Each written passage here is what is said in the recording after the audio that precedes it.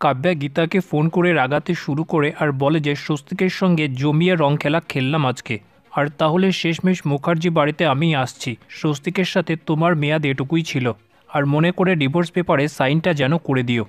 একটু পর গীতা মুখার্জি বাড়িতে এসে স্বস্তিককে বলে যে স্বস্তিক মুখার্জি, আমি আপনার কাছে এই ডিভোর্স পেপারগুলোতে সাইন নিতে এসেছি।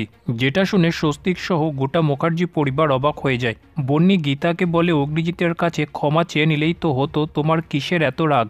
গীতা বলে সেটা আপনার মাথায় ঢুকবে না, তাই বেশি কথা না বলাই ভালো। যেখানে সাত্বিক গীতাকে ভেবেচিন্তে ডিসিশন নেওয়ার কথা বলে, অন্যদিকে গিনি বলে প্রয়োজনে ওকে এত বোঝানোর। দুটো কেস জিতে ও নিজেকে কী ভেবে বসে আছে কে জানে। স্বস্তিক, তুমি সাইনটা করে দাও। ও ভরা কোর্টে তোমার বাবাকে অপমান করেছে, তুমি কি সেগুলো ভুলে গেছো?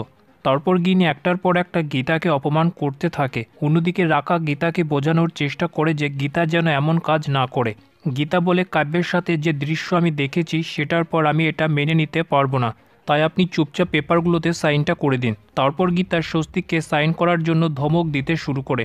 স্বস্তিক ভীষণ কষ্ট পায় তার এমন কথা শুনে। তারপর গীতা জোর করে স্বস্তিকের হাতে পেন পেপারটা ধরিয়ে দেয়, যেখানে নিরুপায় হয়ে স্বস্তিক একটার পর একটা ডিভোর্স পেপারগুলোতে সাইন করতে থাকে। গীতা বলে, সাইন হয়ে গেল, তার মানে আজ থেকে আমরা আর স্বামী স্ত্রী নয়। গীতা চলে যায়, যেখানে গিনি মনে মনে ভীষণ খুশি হয়ে যায়।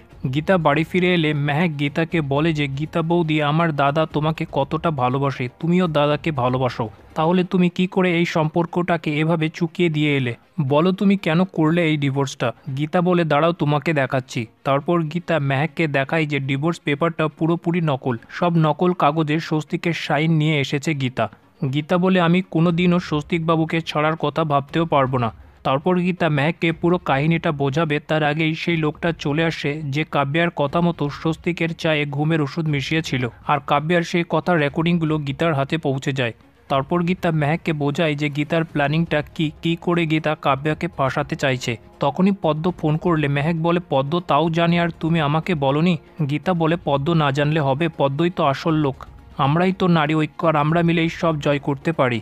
তারপর একটু পর কাব্যা পদ্মর কাছে এলে পদ্ম নাটক করতে শুরু করে আর বলে যে উকিল দিদিমণি স্বস্তিকবাবুকে ডিভোর্স দিয়ে দিয়েছে, স্বস্তিকবাবু বড্ড একা হয়ে গেছে, আমি ভাবতে পারিনি উকিল দিদিমণি এমন কাজ করতে পারে। তখনই ইলিনা রিসাও ফোন করে কাব্যের সাথে নাটক করতে শুরু করে আর বলে যে গীতা বৌদি চলে যাওয়ার পর স্বস্তিক দাদা বড্ড একা হয়ে গেছে, কিচ্ছু খাচ্ছে না, ওকে একমাত্র তুমি এই মুহূর্তে সামলাতে পারো, তুমি ওকে বুকের মধ্যে টেনে নাও, ভালোবাসা দাও।